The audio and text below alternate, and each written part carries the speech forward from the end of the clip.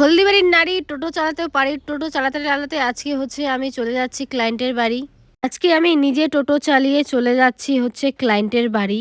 তো hey guys, তোমরা সবাই কেমন আছো? আমি খুবই ভালো আছি। তো আজকের আমার কাজটা ছিল হচ্ছে পয়ামারিতে। তাই ৩ বোনে রেডি হয়ে টোটো নিয়ে আমরা চলে আসলাম বিয়ে বাড়ি। বিয়ে বাড়িতে গিয়ে যে এরকম একটা ঘটনা ঘটে যাবে সেটা জানতাম না। যে আজকে হচ্ছে ওয়েদারটা দেখো এত ভালো। রাতে এত বৃষ্টি পড়েছে আর কি আর বলবো। যাই হোক, পুরো ভিডিওটা দেখতে থাকো। এদিকে হচ্ছে দাদারা হচ্ছে ডিজের দাদারা হচ্ছে আমার সাথে কথা বলছে। তো আমি কথা বলার সময়ই পাইনি, কারণ অনেক লেট হয়ে গেছে। তারপরে তো এই যে বিয়ে বাড়ির গেট, তারপরে আমরা বরের বাড়ি ঢুকে গেলাম। যেহেতু আজকে লুকটা হবে রিসেপশন লুক, তো এর আগে হচ্ছে বিয়ের লুকটা আমি দিয়েছি। তো আজকে রিসেপশন লুক, তার জন্য আমরা হচ্ছে পুরো প্রিপারেশন নিয়ে চলে এসেছি। আর হচ্ছে আজকে ছিল দুটো পার্টি মেকআপ আর একটা হচ্ছে রিসেপশন লুক। তো এই যে আমাদের মিষ্টি ব্রাইড, তো এই দিক দিয়ে আমাদের হচ্ছে রেডি করা হয়ে গেল। ব্রাইডকে কেমন লাগছে অবশ্যই কমেন্টে জানিও।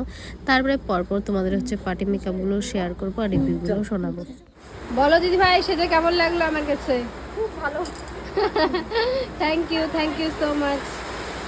দেখি পিছনের কোপাটা দেখাও।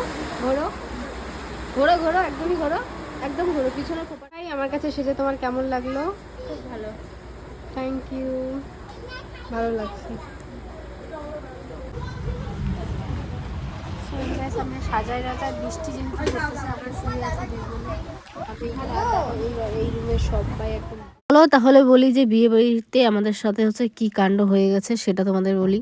তো একটা রিজন হচ্ছে, তো বৃষ্টি, এত বৃষ্টি চলে এসেছে রাতে 9টা হবে, ওই 9টা হয়তো হবে, তো টাইম দেখিনি। তো এত বৃষ্টি চলে এসেছে। তো তারপরে আমরা হচ্ছে রেডি করায় বাড়ি যেতে পারছি না। তারপরে এদিকে আমাদের ব্রাইড সাজাচ্ছে আর বলছে দিদি খেয়ে যাবা খেয়ে যাবা।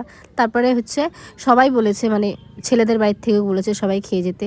তারপরে একটু বৃষ্টি কম হলো, তারপরে আমরা হচ্ছে 3 বোনে মিলে খেতে চলে গেলাম। তো রান্না তো দুর্দান্ত হয়েছে।